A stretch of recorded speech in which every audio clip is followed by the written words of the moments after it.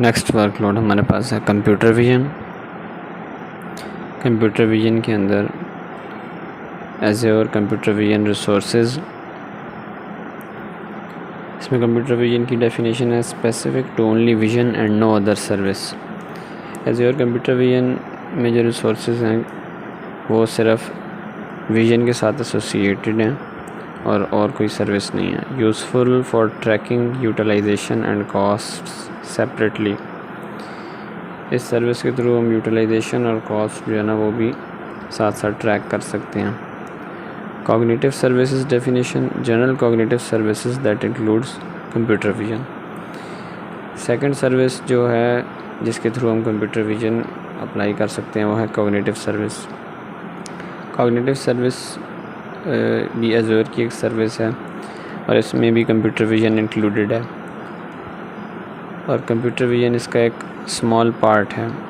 Cognitive service में और बहुत सारी सर्विसेज आ जाती हैं। तो एज़्योर के ऊपर एक कंप्यूटर विजन सर्विस स्पेसिफ़िकली अलग से है और एक हमारे पास कॉग्निटिव सर्विस है जिसके अंदर कंप्यूटर विजन सर्विस इंक्लूडेड है। इनका डिफरेंस यही है कि कॉग्निटिव सर्विस में और भी बहुत सारी सर्विसेज हैं और उनमें से एक है computer vision. Two essential pieces of information are provided for these services.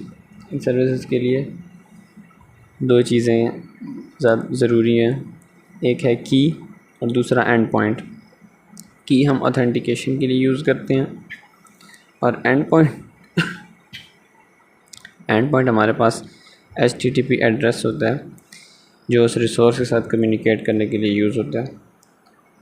अगर कॉग्निटिव सर्विसेज हम यूज़ कर रहे हैं तो एंड पॉइंट हमेशा सेम होगा चाहे सर्विस हमारे पास कोई भी हो, क्योंकि कॉग्निटिव सर्विसेज में बहुत सारी सर्विसेज इंक्लूडेड हैं। तो हम कोई भी सर्विस यूज़ करें एंड पॉइंट हमेशा सेम होगा। Analyse images with computer vision service. These tasks are all part of the computer vision service specifically।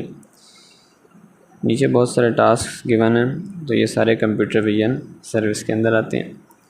सबसे पहले describing an image. Generate human readable description of image contents. कोई भी image हो तो उसकी description generate कर सकते हैं कि उस इमेज के अंदर उसको क्या क्या चीज़ें नज़र आ रही हैं या कोई अगर कोई एक्शन परफॉर्म कर रहा है तो वो क्या है। तो वो एक लाइन की फॉर्म में टेक्सचुअल फॉर्म में एक डिस्क्रिप्शन सी हमें मिल जाती है इमेज की। इसके बाद है tagging visual features. Cognized objects are suggested as tags for meta data to describe attributes of the image. इसमें हमारे पास ये होता है कि जो इमेज है उसके अंदर डिफरेंट ऑब्जेक्ट्स वगैरह हमारे पास मौजूद होते हैं तो उनको ये टैग्स के तौर पे रिकॉग्नाइज़ करता है।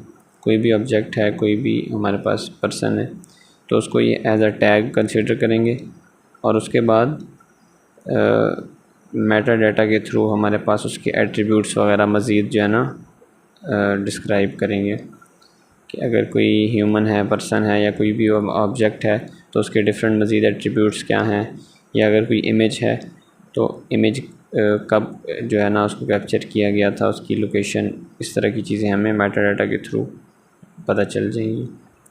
उसके बाद डिटेक्टिंग ऑब्जेक्ट्स हैं similar to tagging but creates a box surrounding the object along with the type of object. Detecting objects में जितने भी इमेज के अंदर ऑब्जेक्ट्स होंगे उनको ये डिटेक्ट करेगा। ये भी टैगिंग से थोड़ा सिमिलर इस तरह होता है कि इसमें भी ऑब्जेक्ट आइडेंटिफाई होते हैं, लेकिन इसमें यह होता है कि ऑब्जेक्ट के अराउंड एक बॉक्स क्रिएट हो जाता है और उस साथ ऑब्जेक्ट की टाइप भी बताता है कि ये किस टाइप का ऑब्जेक्ट है, ये पर्सन है या ये कैट है या ये कार है, इस तरह ऑब्जेक्ट की types. Detecting brands. Commercial brands जो हैं उनको भी हम आइडेंटिफाई कर सकते हैं कंप्यूटर विजन के थ्रू। Detecting faces. Detects and analyses human faces including age. Human faces को डिटेक्ट करता है, उनको एनालाइज भी कर सकता है। इसमें हमारे पास एनालिसिस में ह्यूमन फेस का जो एनालिसिस है उसमें हमारे पास ये मूड भी हम रिकॉग्नाइज़ कर सकते हैं कि हैप्पी, सैड, न्यूट्रल, इस तरह कि उस पर्सन का क्या मूड है। और उसमें हमारे पास एज भी आ जाती है कि ह्यूमन फेस को एनालाइज करके वो हमें एज भी बताता है कि इस ह्यूमन की कितनी एज है। Note, this is a sub service of face service which has more functionality. Detecting faces जो है ये अलग से फेस सर्विस के अंडर भी आता है। उसके बाद है categorising an image, usage a parent child hierarchy of categories from detected objects. तो इसमें हमारे पास इमेज की कैटेगराइजेशन आ जाती है कि डिफरेंट ऑब्जेक्ट्स जो हैं उसको डिटेक्ट करके हम इमेजेस को क्लासिफाई कर सकते हैं कि इसमें इस टाइप का ऑब्जेक्ट आ रहा है, इनमें इस टाइप का ऑब्जेक्ट आ रहा है, तो हम क्लासिफाई कर सकते हैं इमेजेस को। Detecting domain specific content, optional character recognition, detects printed and handwritten text in images. Images के अंदर कोई हैंड रिटन टेक्स्ट हो या फिर प्रिंटेड टेक्स्ट हो तो उसको भी हम कंप्यूटर विजन के थ्रू आइडेंटिफाई कर सकते हैं। डोमेन स्पेसिफिक कंटेंट हम आइडेंटिफाई कर सकते हैं और ये हमारे पास OCR के थ्रू होता है। अदर कैपेबिलिटीज़ में हैं कि detecting image types like line drawings, image की टाइप्स को भी ये डिटेक्ट कर सकता है। इसके अलावा detecting image colour schemes like overall and dominant colours, different colours images के अंदर हैं तो कलर स्कीम्स को जो है ना ये डिटेक्ट कर सकता है computer vision. Different colour schemes जो इमेज के अंदर गिवन है, डोमिनेंट कलर्स कौन से हैं या ओवरऑल कलर स्कीम कौन सी है। Thumbnail generation for smaller version of images, एक स्मॉलर लेवल पे ये थंबनेल जनरेशन भी करता है कि कोई भी इमेज है तो उसके लिए एक स्पेसिफिक थंबनेल जनरेट करके हमें दे देता है। Content moderation like adult content और वायलेंट सीन्स, कंटेंट मॉडरेशन में भी कंप्यूटर विजन सर्विस जो है ना यूज़ होती है। उसमें यह होता है कि एडल्ट कंटेंट या वायलेंट सीन्स हों तो उनको आइडेंटिफाई करके और उनको फिर हाइड करने के लिए ये यूज़ हो सकती है। इसके बाद है classify images with the custom vision service. Useful examples for this service, इसमें हमारे पास है product identification like visual searches. Custom vision service जो है ये भी कंप्यूटर विजन के साथ ही एसोसिएटेड है और इसमें हमारे पास एग्जांपल में है प्रोडक्ट आइडेंटिफिकेशन आ सकती है कि प्रोडक्ट की पिक्चर वगैरह या प्रोडक्ट की वीडियो हमारे पास गिवन हो और उससे हम प्रोडक्ट को आइडेंटिफाई करें कि ये कौन सा प्रोडक्ट है, तो ये हमारे पास कस्टम विजन सर्विस की एग्जांपल है। इसके बाद डिज़ास्टर इन्वेस्टिगेशन है like identifying bridges and roads. इसमें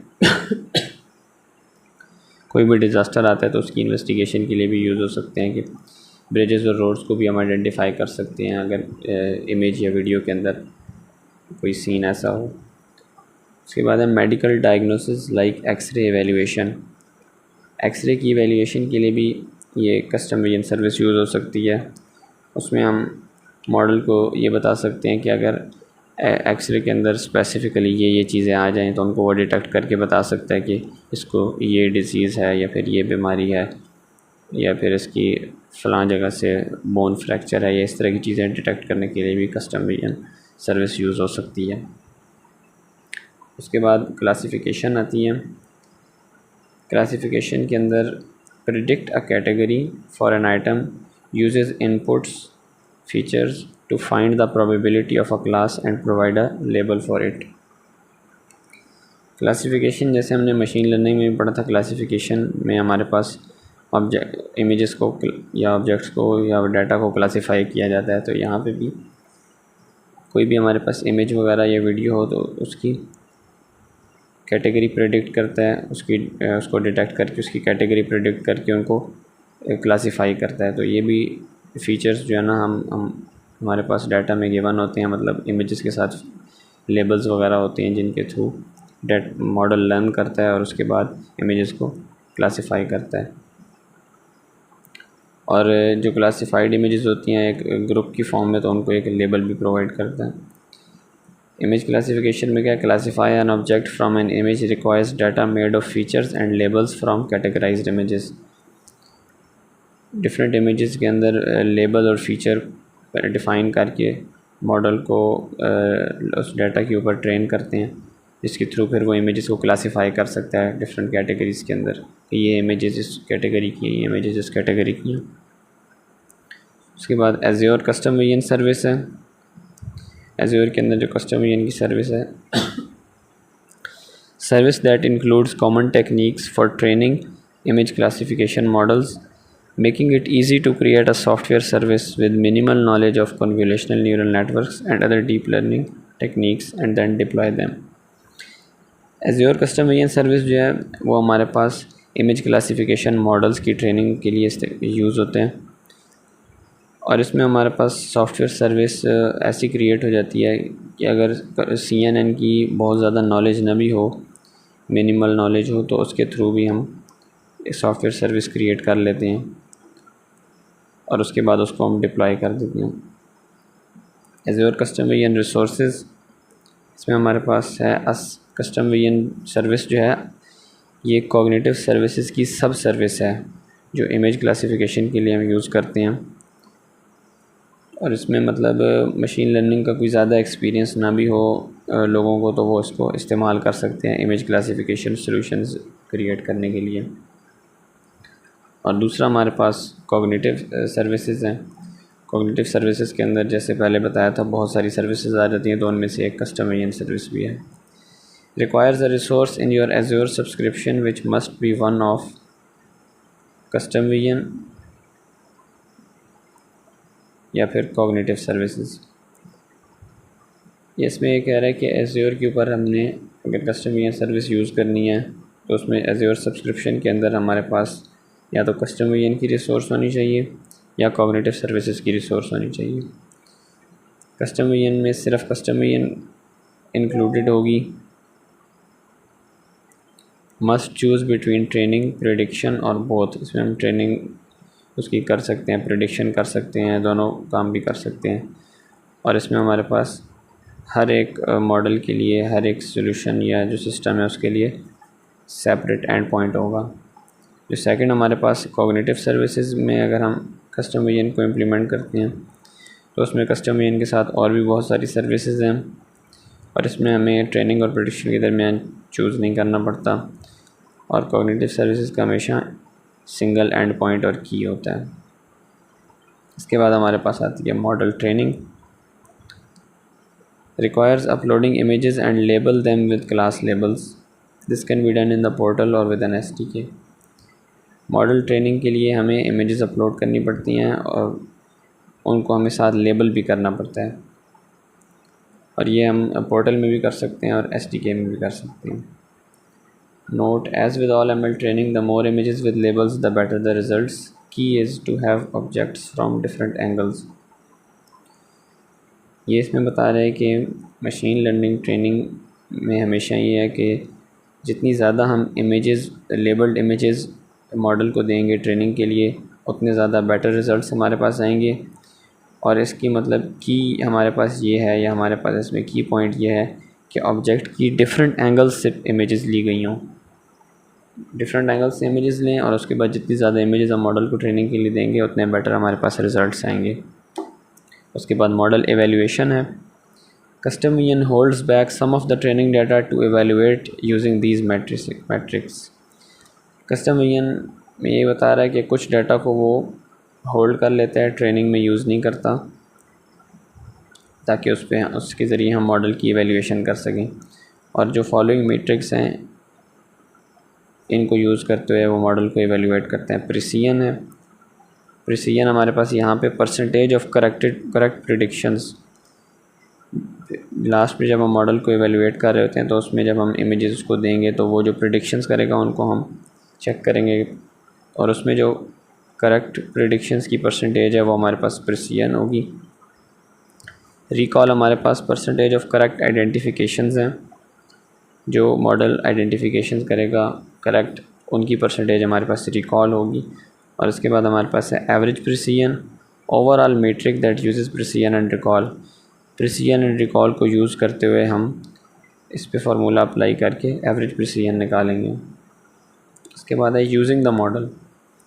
मॉडल को यूज़ करने के लिए require the following for client applications to consume the model. Model को कंज्यूम करने के लिए हमें ये जो फॉलोइंग चीज़ें ये चाहिए। उसमें सबसे पहले project ID, unique ID of custom vision project that trend the model. Custom vision project जो हमने क्रिएट किया था जिसमें हमने मॉडल को ट्रेन किया था उसकी एक यूनिक ID होगी, उसको हम प्रोजेक्ट ID कहते हैं, ये हमें चाहिए। इसके साथ मॉडल का नेम, जो हमने मॉडल को एक नेम दिया है वो चाहिए।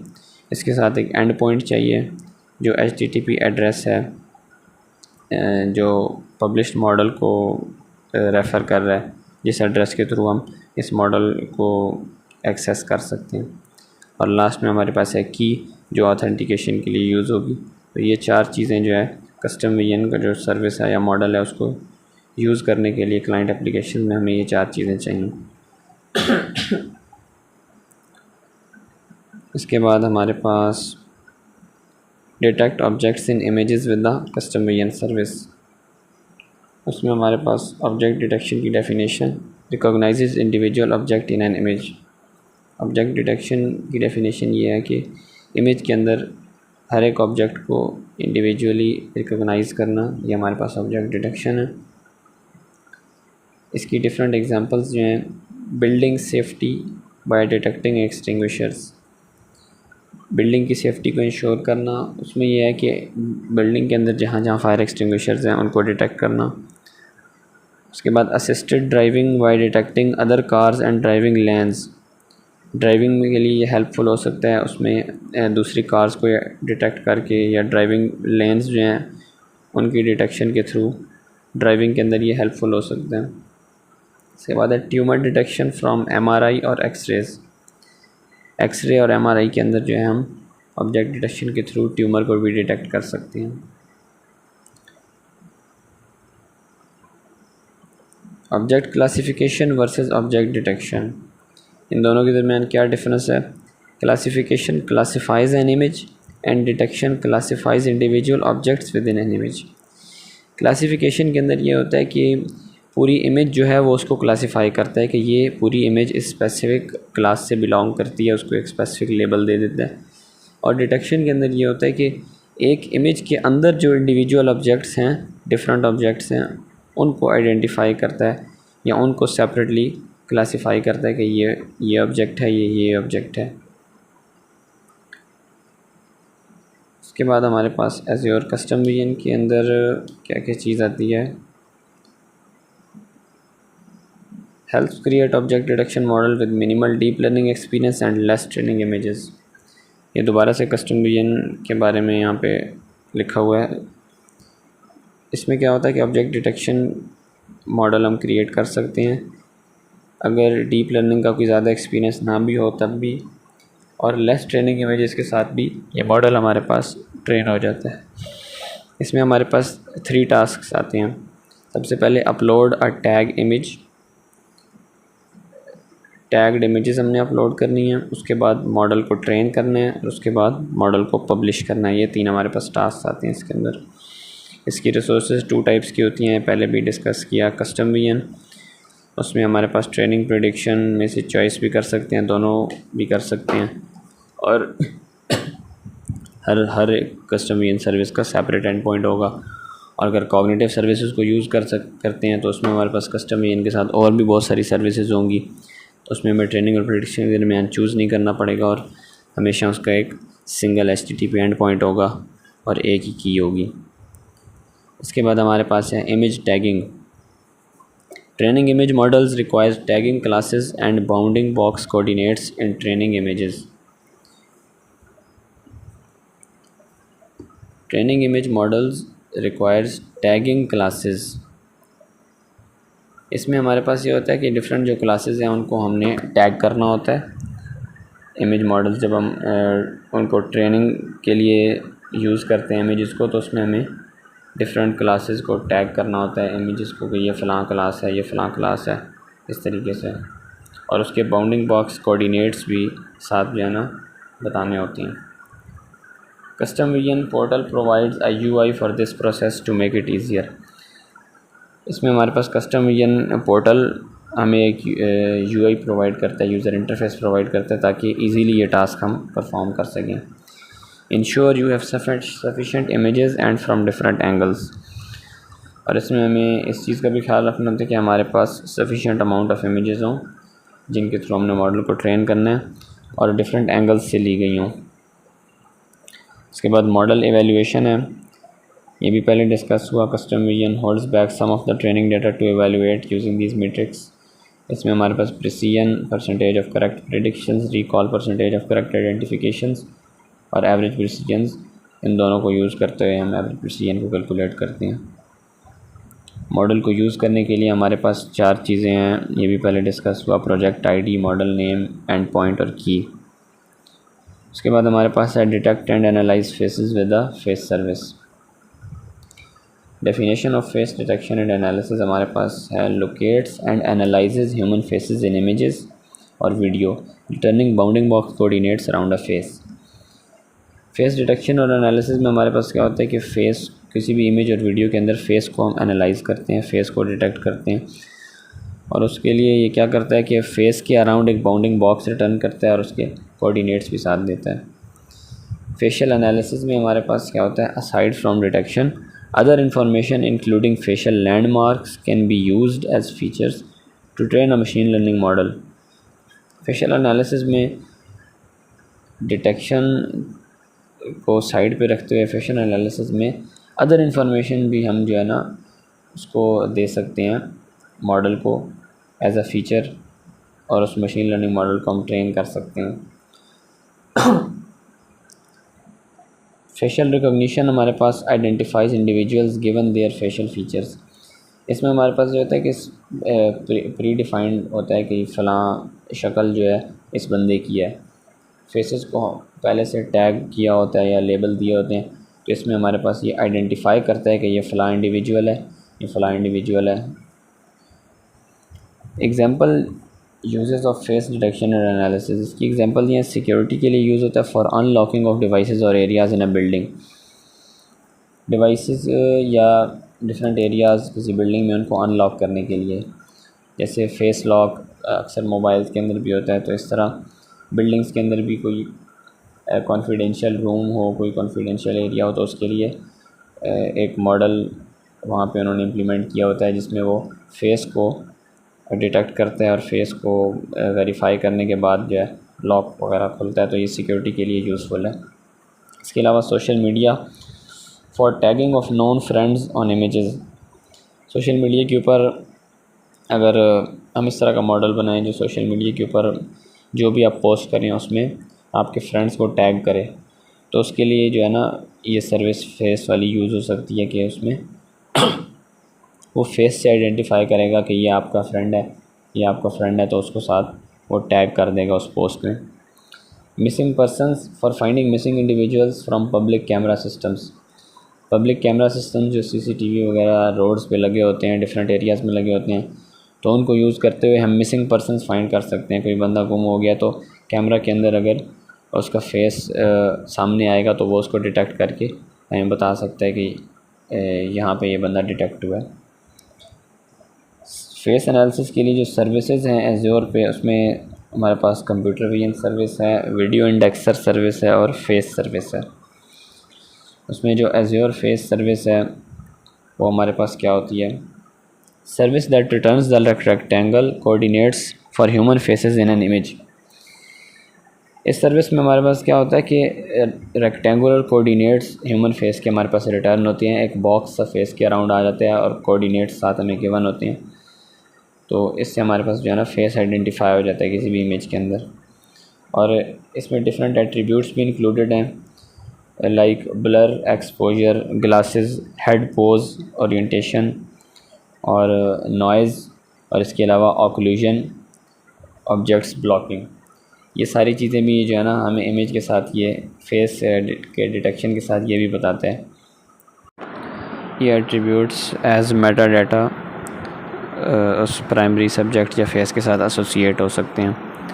ब्लर में हमारे पास वो ये बता सकता है कि ब्लर्ड इमेज है या फिर शार्प इमेज है, या फेस जो हमने डिटेक्ट किया वो ब्लर आ रहा है या शार्प आ रहा है। इसके अलावा एक्सपोजर में अंडर एक्सपोज, ओवर एक्सपोज का एज टैग यूज़ हो सकता है।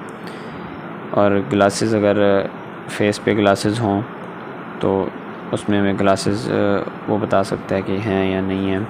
इसके अलावा हेड पोज, उसकी ओरिएंटेशन कि हेड टिल्टेड है, हेड स्ट्रेट है या हेड टर्न्ड है, इस तरह की चीज़ें हमें साथ बताता है। इसके अलावा नॉइज़ है, नॉइज़ वेरिएशंस इन ब्राइटनेस होता है। इमेज के अंदर ब्राइटनेस अगर बहुत ज़्यादा वेरी कर रही है तो वो उसको हम नॉइज़ कहते हैं, तो ये भी वो साथ बता सकता है कि इमेज नॉइज़ी है या क्लीन है।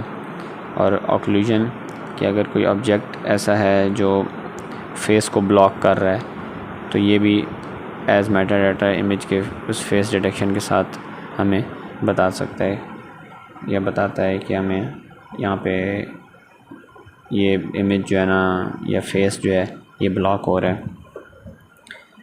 उसके बाद रिस्पॉन्सिबल एआई, इसमें हमारे पास कंप्यूटर विजन के अंदर रिस्पॉन्सिबल एआई किस तरह होता है कि Azure limits the service unless an intake form is submitted to enable face comparison and ability to identify named individuals in an image।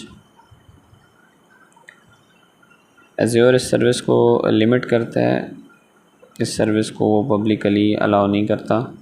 इसके लिए एक इनटेक फॉर्म जो है ना वो हमें देना पड़ता है, उसको सबमिट करना पड़ता है, जिसके थ्रू फिर फेस कंपैरिजन और इंडिविजुअल्स की आइडेंटिफिकेशन जो है ये वाली सर्विस हम फिर यूज़ कर सकते हैं।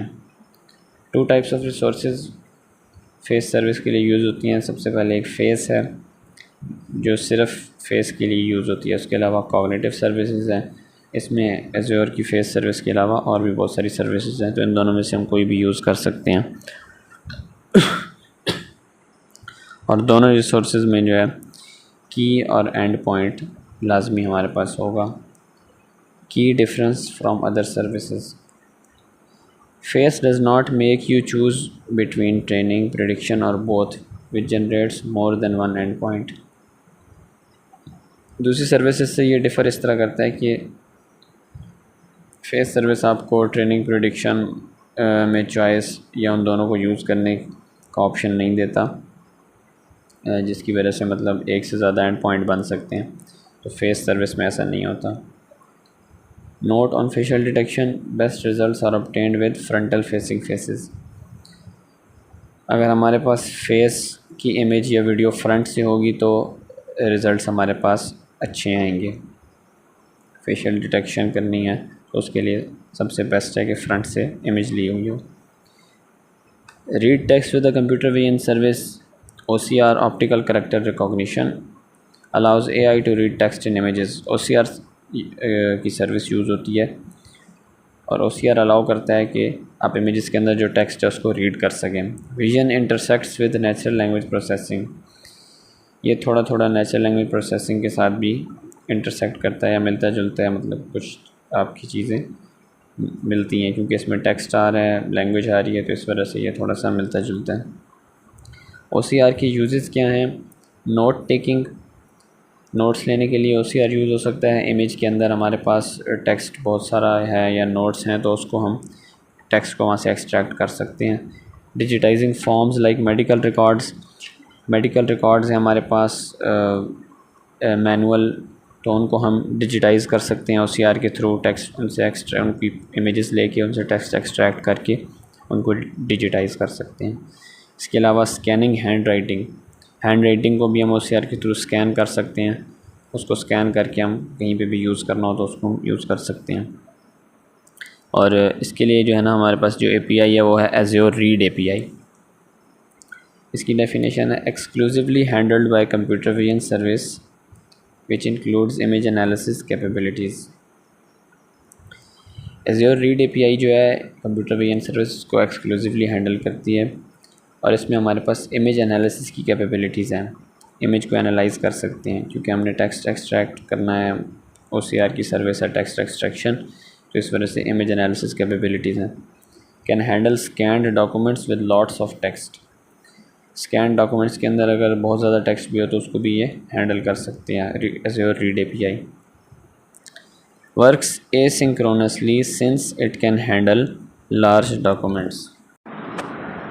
Asynchronously Azure read API work करती है, इसका मतलब कि क्लाइंट जो उसको यूज़ कर रहा है या उसको वेट नहीं करना पड़ेगा कि कोई डॉक्यूमेंट या कोई इमेजेस हमने उसको दिया तो वो पूरी प्रोसेस होंगी, उसके बाद वो में से रिज़ल्ट जनरेट करेंगी API, तो उसके बाद हम कुछ और टास्क परफॉर्म कर सकते हैं। इसके साथ साथ हम और टास्क भी परफॉर्म कर सकते हैं।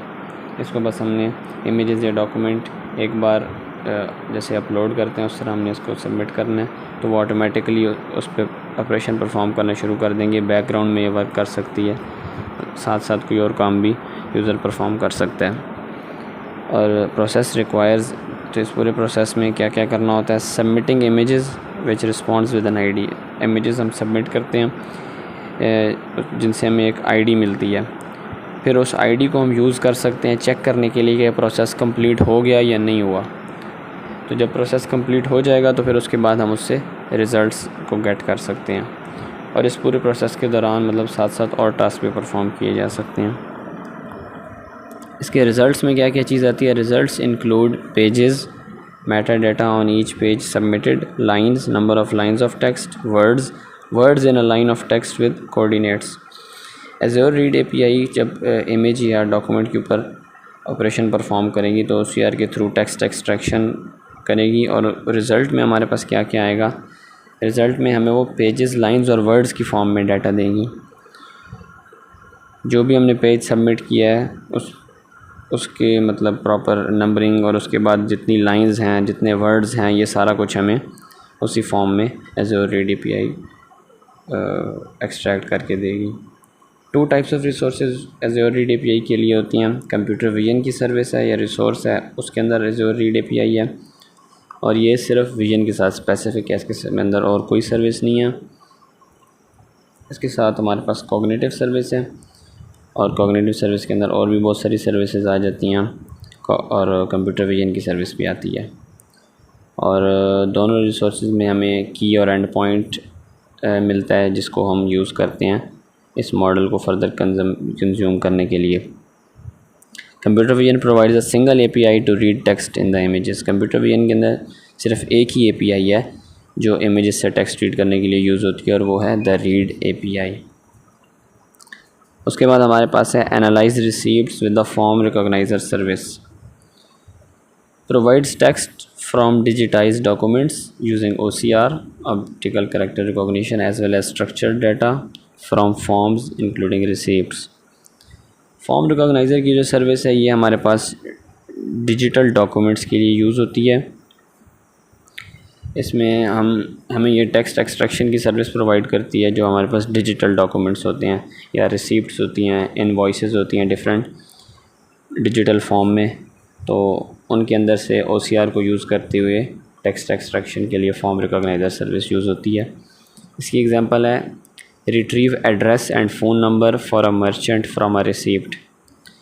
कोई भी रिसीप्ट है तो उसके अंदर से कोई भी मर्चेंट है उसका एड्रेस और फ़ोन नंबर हमने एक्सट्रैक्ट करना है, तो ये भी हम फॉर्म रिकॉग्नाइज़र सर्विस के थ्रू करेंगे। इसके अंदर मतलब स्पेसिफ़िक जो हमारे पास चीज़ें हैं वो हम उसको एक्सट्रैक्ट कर सकते हैं, जैसे यहाँ पे एड्रेस और फ़ोन नंबर एक स्पेसिफ़िक चीज़ है, हमने इसको एक्सट्रैक्ट किया। Create structured data that can tell you quantity and price for each item in a receipt. Receipt के अंदर जितने भी आइटम्स हैं उनका इंडिविजुअली क्वांटिटी और प्राइस जो है ना उसका एक स्ट्रक्चर्ड फॉर्म में हमें ये प्रोवाइड कर सकता है फॉर्म रिकॉग्नाइजर सर्विस। ये इसकी एग्जांपल्स हैं। 2 टाइप्स ऑफ ऑटोमेटेड प्रोसेसिंग, इसमें हमारे पास 2 तरह की ऑटोमेटेड प्रोसेसिंग होती है जो मॉडल्स इसके अंदर हमें गिवन होते हैं। एक है pre build receipt model. Pre build receipt model होता है ready to use model for parsing data from receipts. Receipt से डाटा को गेट करने के लिए हमारे पास प्री बिल्ड रिसीप्ट मॉडल होता है। और दूसरा हमारे पास है custom models. Custom models key value pairs जो है ना, की वैल्यू पेयर्स की फॉर्म में डाटा को एक्सट्रैक्ट करता है फॉर्म्स के अंदर से by training models using your own data.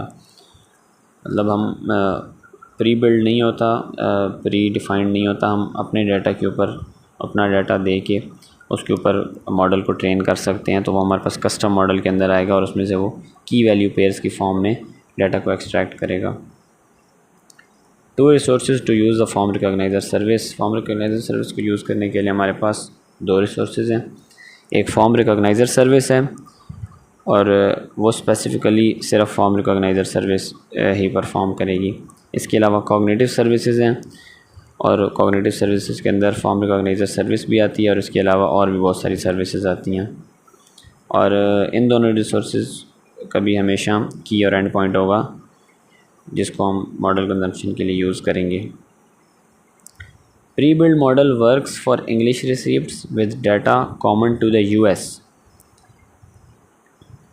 जो प्री बिल्ड हमारे पास रिसीप्ट मॉडल है वो इंग्लिश रिसीप्ट्स के लिए वर्क करता है, और उसमें भी हमारे पास जो यूएस का डाटा है मोस्टली उसके ऊपर वो ट्रेन हुआ है। Can extract information like taxes, items with prices and count, merchant information, dates and times, all other extra data.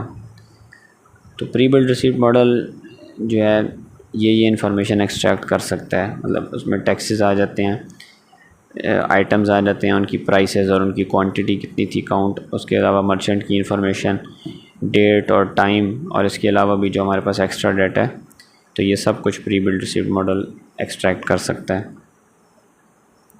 इसके बाद हमारे पास विजन सर्विसेज चार्ट है। Cognitive services is the parent service for all vision and text related services which provides a single interface. Cognitive services जो है वो हमारे पास एक parent service है, जितनी भी विजन की और टेक्स्ट रिलेटेड सर्विसेज हैं वो सारी कॉग्निटिव सर्विस के अंदर इंक्लूडेड हैं, और यहाँ पे सर्विस नेम भी दी हुई हैं, और उसके अलावा ये भी बताया हुआ कि वो किसका पार्ट है। तो उसमें हमारे पास कंप्यूटर विजन की सर्विस है, कॉग्निटिव सर्विसेज का पार्ट है, और इसका एक एंड पॉइंट जनरेट होता है। इसके अलावा कस्टम विजन सर्विस है, वो भी कॉग्निटिव सर्विसेज का पार्ट है, और इसमें हमारे पास अगर हमने परफॉर्मेंस वहाँ पे चेक करनी हो, मतलब उसमें हम मॉडल की ट्रेनिंग है या प्रेडिक्शन है या दोनों हैं, तो हर एक के लिए एक एक एंड पॉइंट अलग से जनरेट होगा। एज्योर फेस की सर्विस है, वो भी कॉग्निटिव सर्विसेज का पार्ट है, और उसका भी एक ही एंड पॉइंट जनरेट होता है, और उसके अलावा जो कॉग्निटिव सर्विसेज हैं उसका सारी सर्विसेज के लिए एक ही एंड पॉइंट जनरेट होगा।